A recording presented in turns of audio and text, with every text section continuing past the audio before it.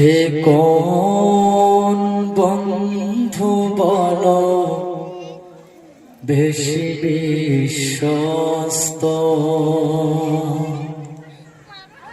সে কোন বন্ধু বলো বেশি বিশ্বস্ত,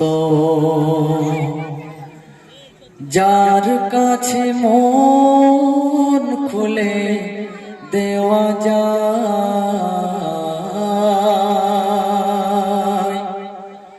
যার কাছে সব কথা বলা যায়,